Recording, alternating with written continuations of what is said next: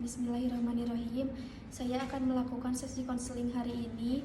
Saya siap mendengarkan dan memahami klien. Saya siap menerima tanpa penilaian dengan hati terbuka dan pikiran yang jernih. Saya adalah ruang terbuka dan aman bagi klien untuk menemukan diri. Saya menerima diri saya sepenuhnya sehingga saya bisa menerima orang lain apa adanya. Assalamualaikum. Waalaikumsalam. Dengan Teh Siti ya? Iya. Oke, bagaimana kabarnya? Alhamdulillah baik Teh. Oke, silakan masuk. Baik Teh Siti, di sini terdapat 2 kursi ya, yang dimana Teh Siti bisa pilih salah satu kursi, yang dimana nantinya Teh Siti duduk dengan nyaman saat sesi konseling berjalan. Di sini Teh. Oke, silakan. Kasih. Ya.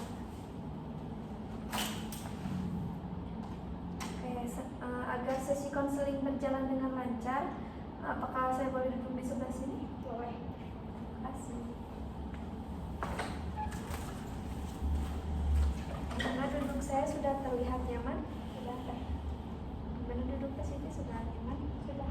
Oke. Agar sesi konseling berjalan dengan lancar ya, izinkan saya memperkenalkan diri terlebih dahulu. Perkenalkan, nama saya Ade Aini Nuliama. Saya dari Universitas Muhammadiyah Tasikmalaya dari Prodi Bimbingan dan Konseling. Silakan Teh Siti bisa memperkenalkan diri.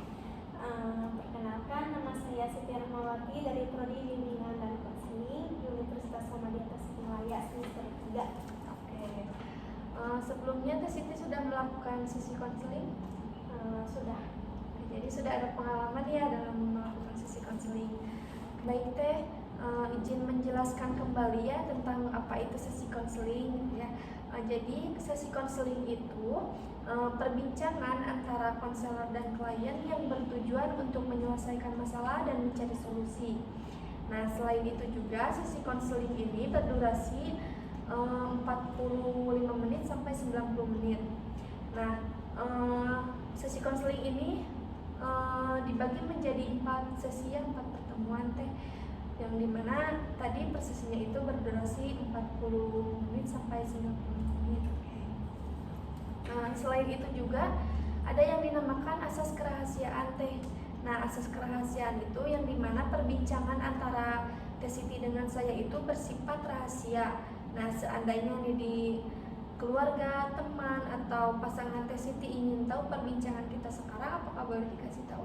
Tidak boleh Teh, cukup kita berdoa saja. Oke, cukup kita berdoa saja ya. Izin mencatat boleh? Boleh. Oke. Izin direkam juga untuk tugasnya Teh. Oke. Agar sesi konseling berjalan dengan lancar ya Teh, masalah apa yang ingin kita selesaikan hari ini? Saya ingin bisa public speaking Teh. Bisa dijelaskan sedikit public speaking seperti apa yang Teh Siti inginkan? Saya ingin bisa lancar ya berbicara di depan banyak orang tanpa belibet dalam bahasanya dan tidak grogi. Kamu Teh Siti ingin berbicara lancar di depan orang tanpa merasakan belibet dan grogi ya? Iya Teh, saya juga merasa malu ya ketika melihat orang lain lancar berbicara. Saya juga ingin bisa berbicara lancar tanpa belibet. Kamu merasa malu ketika berbicara di depan umum ya Teh? Apakah ada sesuatu hal yang membuat Teh Siti malu? Ya Teh, saya merasa malu karena takut orang lain tidak memperhatikan saya yang saya sampaikan, terus membuat saya jadi grogi. Oke, kamu merasa tidak percaya diri ya karena takut tidak diperhatikan oleh orang lain ya, dan itu membuat kamu merasa grogi. Iya Teh, betul sekali. Oke, dapat saya simpulkan ya Teh Siti, kamu merasa tidak percaya diri karena kamu merasa takut tidak diperhatikan oleh orang lain dan itu membuat kamu jadi grogi. Dalam sesi konseling ini juga hal apa yang ingin Hal apa yang Teh Siti harapkan terjadi dalam sesi konseling hari ini? Saya ingin bisa menghilangkan rasa malu agar bisa berbicara di depan banyak orang. Setelah rasa malu itu hilang, apa yang akan terjadi di dalam diri Teh Siti? Mungkin ya Teh, saya akan lebih percaya diri lagi ketika menyampaikan sesuatu di depan banyak orang dan membuat saya tenang, tidak berpikiran negatif. Tenang seperti apa yang Teh Siti harapkan? Tenang ketika menyampaikan sesuatu dengan lancar, tanpa belibet, dan orang lain paham dengan apa yang saya sampaikan. Ada lagi? Tidak ada. Untuk kalau diskalakan ya Teh Siti, kalau 1 itu merasa tenang ya, kalau 5 itu merasa tinggi rasa yang sedang Teh Siti rasakan itu. Kalau boleh diskalakan, sekarang Teh Siti berada di skala berapa? 3. Ya, di skala 3 itu seperti apa, bisa dideskripsikan?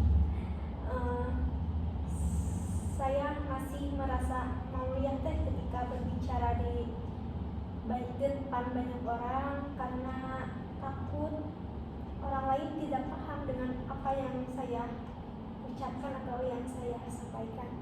Oke. Kalau diturunkan ya dari skala yang sedang Teh Siti harapkan itu, yang sedang Teh Siti rasakan itu di skala 3. Kalau diturunkan mau di skala berapa? 1. Bisa dijelaskan mengapa Teh Siti milih di skala 1? Mungkin di skala 1 saya merasa tenang ya, bisa lebih percaya diri ketika menyampaikan sesuatu dan membuang rasa negatif itu. Ada lagi? Tidak. Nah, langkah apa yang akan Teh Siti lakukan untuk mencapai ketenangan tersebut? Saya akan terus berlatih Teh untuk agar bisa berbicara di depan banyak orang, mungkin dengan berlatih sendiri di depan cermin, berbicara tentang public speaking, terus melakukan hal-hal yang membuat lebih percaya diri. Oke. Ada lagi? Tidak ada. Oke. Perubahan apa yang terjadi yang sebelum melakukan sesi konseling dan sesudah melakukan sesi konseling? Kalau sebelum melakukan sesi konseling, saya merasa malu terus ketika berbicara di depan umum, terus membuat bingung dan ribet ya ketika berbicara. Nah, ketika saya sudah melakukan sesi konseling, saya mendapatkan pencerahannya untuk agar bisa lebih percaya diri ketika berbicara di depan umum. Ada lagi? Tidak ada. Nah, karena sesi konseling ini sudah selesai ya Teh, apakah saya boleh mengakhiri sesi konseling hari ini? Boleh. Terima kasih Teh Siti sudah mempercayai saya menjadi konselor dalam acara sesi konseling hari ini.